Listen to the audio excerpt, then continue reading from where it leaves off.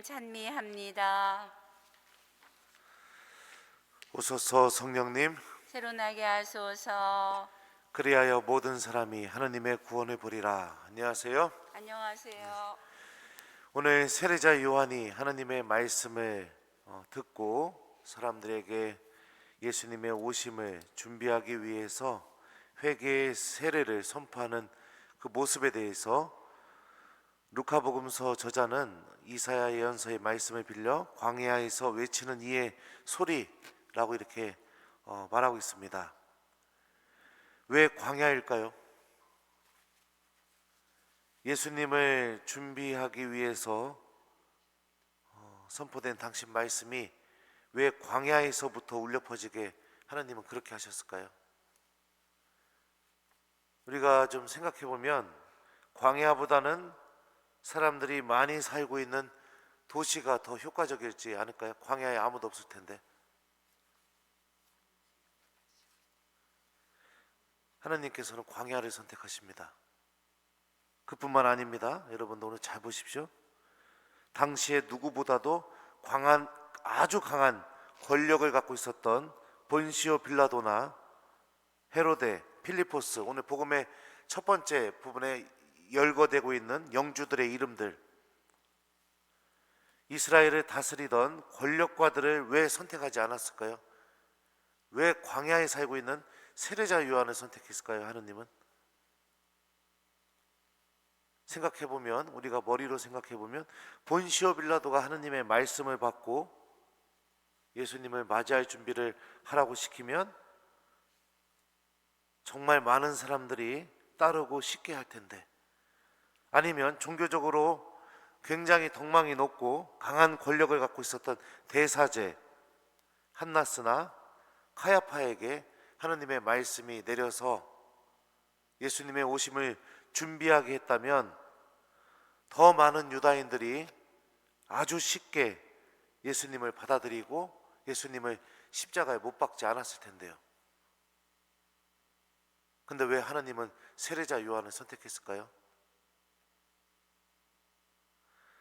아무도 주목하지 않는 장소, 아무도 주목하지 않는 인물, 물론 세례자 요한은 예수님의 오심을 선포하게 되고 세례를 주게 되자 나중에는 메시아처럼 사람들이 여겼었지만 광야에 살고 있는 세례자 요한을 처음부터 아무도 주목하지는 않았죠. 하나님께서는 이런 방법을 통해서 결국 오늘 복음의 마지막 말씀, 그리하여 모든 사람이 하나님의 구원을 보리라 라는 이 말씀을 이루십니다.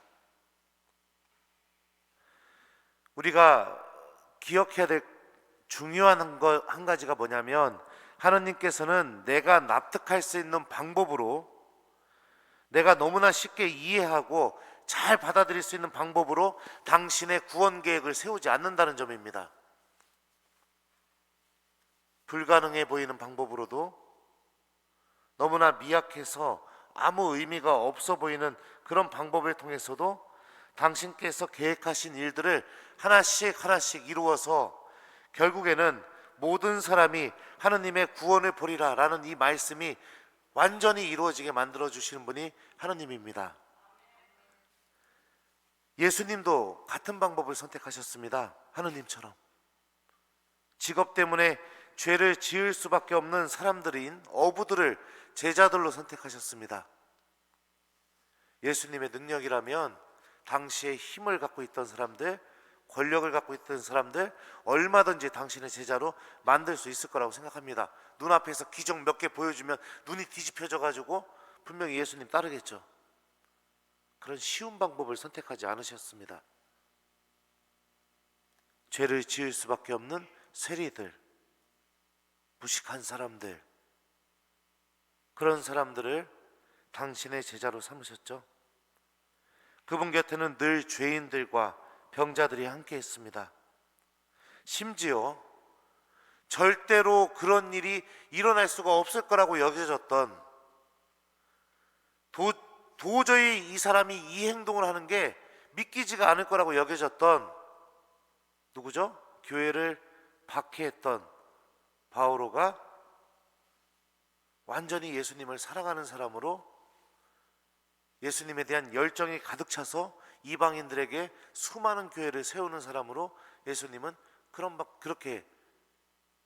사람도 선택하셨습니다.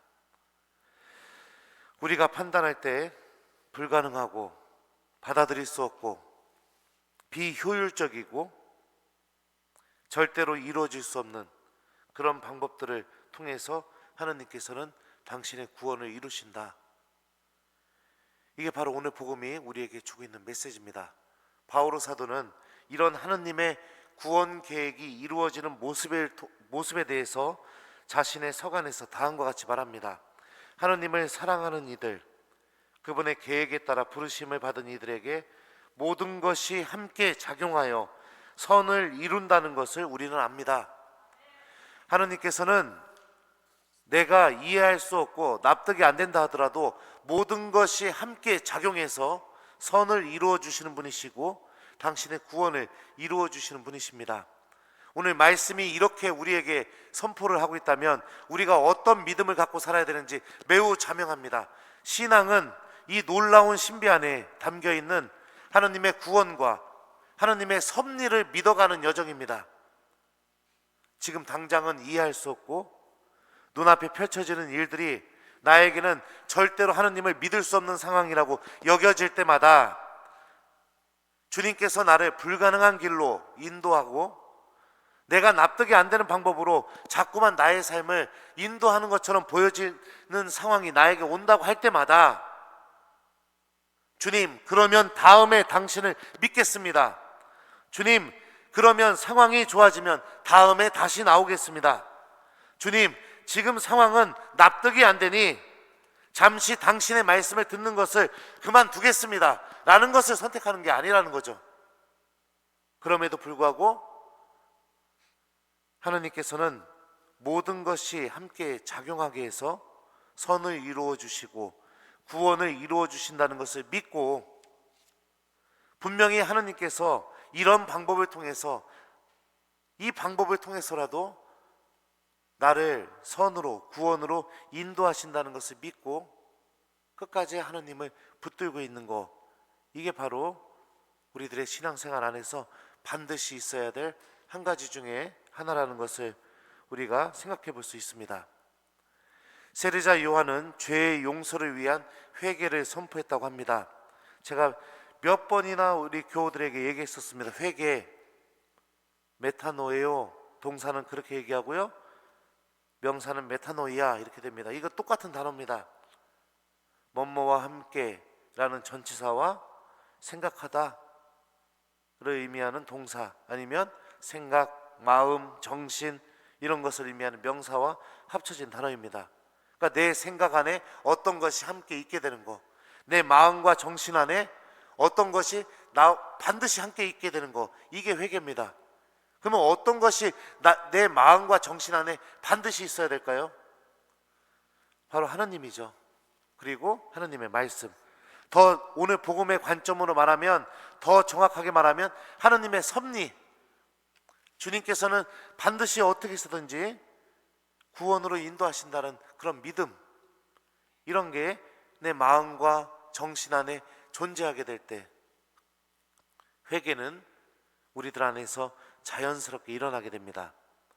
죄 때문에, 여러 가지 이유 때문에 내 스스로 하느님과 함께하는 것이 불가능하다고 여겨질수록, 나는 하느님의 구원에서 떨어져 나간 사람이라고 여겨질수록, 그런 나에게도 주님께서는 반드시 모든 것이 함께 작용해서 모든 사람이 하느님의 구원을 보리라 라는 말씀을 이루어 주신다는 것을 믿고 다시 하느님께 희망을 갖고 돌아가게 되는 것, 이게 바로 오늘 복음이 우리에게 알려주는 회개의 모습입니다.